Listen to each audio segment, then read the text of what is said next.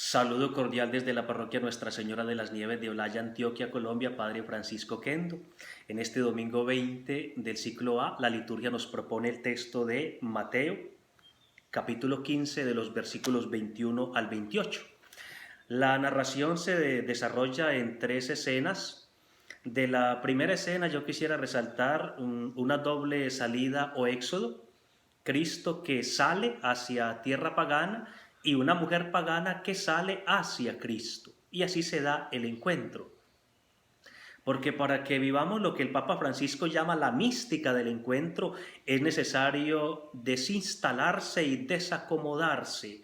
Es necesario salir para entrar, salir de sí mismos para entrar en el mundo del otro, en la atmósfera del otro, en el corazón del otro.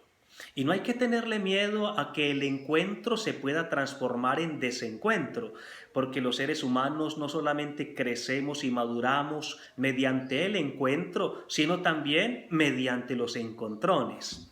En efecto, aunque esta mujer pues confiesa a Cristo, confiesa de Cristo su mesianidad y su divinidad, llamándolo Señor e Hijo de David, se encuentra con el frío silencio de Cristo que no le dice ni siquiera una palabra. En la segunda escena entran los discípulos. Algunos traducen que los discípulos dijeron a Jesús: Maestro, atiéndela porque viene detrás de nosotros gritando.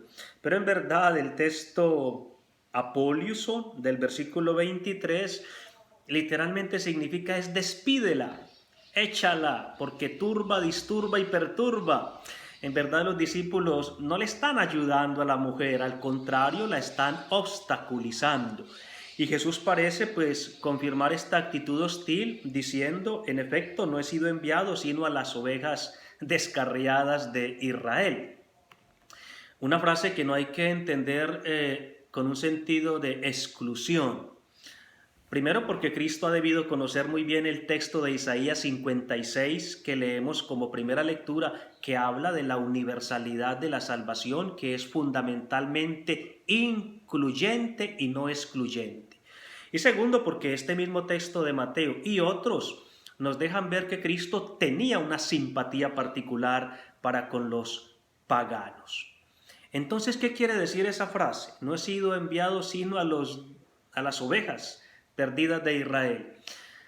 Está subrayando la prioridad que Israel tiene en el en el proyecto de Dios. Nos damos cuenta por el paralelo de Marcos que dice primero los hijos, ¿sí? Primero los hijos, es una cuestión de prioridad. Y sobre todo, esa frase resalta la fidelidad de Dios para con un pueblo infiel. Significa que Dios le da prioridad a Israel porque Dios es fiel a su alianza y a sus promesas. Fidelidad de Dios que es la que está resaltando el apóstol Pablo en la carta a los Romanos capítulo 11 que escuchamos como segunda lectura. Cuando el apóstol afirma que si el rechazo de Israel fue reconciliación para el mundo, la readmisión de Israel, ¿qué será sino resurrección de entre los muertos? Es decir, será obra pura de Dios, de un Dios fiel a un pueblo infiel. Vienen a la mente pues las palabras que se leen en la segunda carta a Timoteo, cuando dice en la palabra: si nosotros le somos infieles, Él permanece fiel, porque Él no puede negarse a sí mismo. Dios es fiel, y es fiel al pueblo que eligió prioritariamente, que es el pueblo de Israel.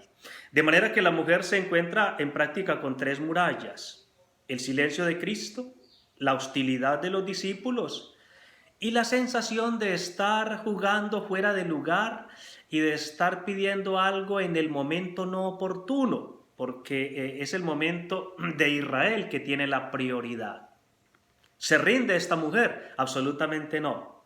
Con una resiliencia resistente y una resistencia resiliente, en la tercera escena está frente a Cristo, en el cara a cara, en miradas que se entrecruzan y corazones que se interpelan, y se postra ante Él. Bellísimo el gesto de la postración. Se reconoce nada frente a aquel que lo es todo. Se reconoce frágil criatura ante el omnipotente Creador. se reconoce humilde sierva ante el majestuoso Señor. Y de su corazón salen solo 3 palabras que contienen el abismo de necesidad que el humano siente frente a Dios. Señor, ayúdame.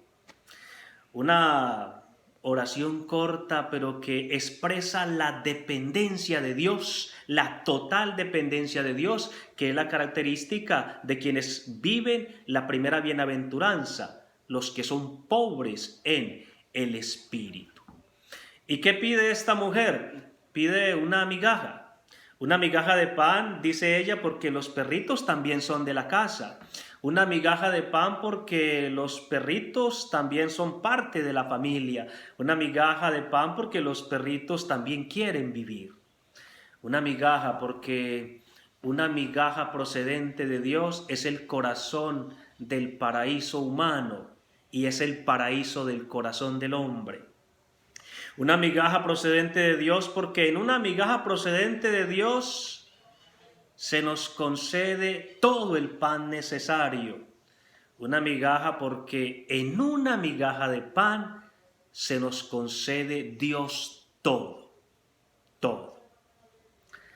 Es una humildad desarmadora que desarma el corazón de Cristo, pues que se ha mostrado con una cierta dureza fría y una frialdad dura, diciéndole, no está bien echar a los perritos la comida de los hijos. Una frase difícil de entender en verdad. Yo prefiero entenderla como una especie de caballo de Troya, es decir, el Señor asimila, entra en los estereotipos religiosos de la época, en los prejuicios religiosos de la época, en la discriminación religiosa de la época contra los paganos, pero entra para, una vez adentro, minarlos y explosionarlos y destruirlos desde adentro. Que en el fondo es lo que Mateo está haciendo con este relato del Evangelio, ¿sí? Le está diciendo a la parte judeocristiana de su comunidad, no podemos discriminar a los paganos diciendo que no tengan fe o que su fe no sea auténtica, porque si el gran representante del pueblo de Israel, que es Pedro, fue llamado hombre de poca fe, ¿por qué dudó? En cambio, esta mujer pagana fue admirada por la grandeza de su fe. Por tanto, no hay motivo para discriminar a los paganos, El Señor alaba a la mujer diciéndole efectivamente, Ogiunai megale sugepistis, mujer, qué grande es tu fe. La fe de esta mujer es grande porque ella ha comprendido el universalismo de la salvación que presenta Isaías 56 en la primera lectura. Este Dios que acoge en el Monte Santo a los extranjeros, que acoge en el Templo Santo a los extranjeros y que declara el Templo Santo casa de oración para todos los pueblos y que le dice a los extranjeros vengan y ofrezcan, participen en la liturgia santa, que sus holocaustos y sacrificios serán también aceptados. La fe de esta mujer es grande porque ha comprendido que en una migaja de Dios el ser humano tiene y le sobra. La fe de esta mujer es grande porque ha comprendido la pedagogía de Dios que le da prioridad al pueblo de Israel y desde Israel irradia la salvación a la humanidad entera. La fe de esta mujer es grande porque se expresa en la oración constante y perseverante, en la resiliencia resistente y la resistencia resiliente. Porque efectivamente, ¿qué nos enseña esta mujer en época de pandemia? La resiliencia resistente. Si entendemos por resiliencia la capacidad que tiene un ser humano de afrontar y enfrentar las adversidades, superarlas y salir de ellas fortalecido y transformado positivamente, esta mujer es ejemplo claro de resiliencia. Y de resiliencia en la oración, porque en esta época de pandemia también tendemos a aflojar en la vida de oración. Que la Virgen María nos ayude a ser resilientes en la oración, porque orar no siempre es fácil, requiere esfuerzo. En los apotegmas de los padres del desierto, que recoge los dichos de los padres, de los monjes de los siglos IV y V, le preguntaron a Abba Agatón, maestro, entre las obras buenas, ¿cuál es la que requiere mayor esfuerzo? Y él respondió, perdonadme, pero yo creo que no se requiera tanto esfuerzo como para rogar a Dios. La oración no siempre es fácil y requiere resiliencia resistente y resistencia resiliente. Un buen domingo para todos.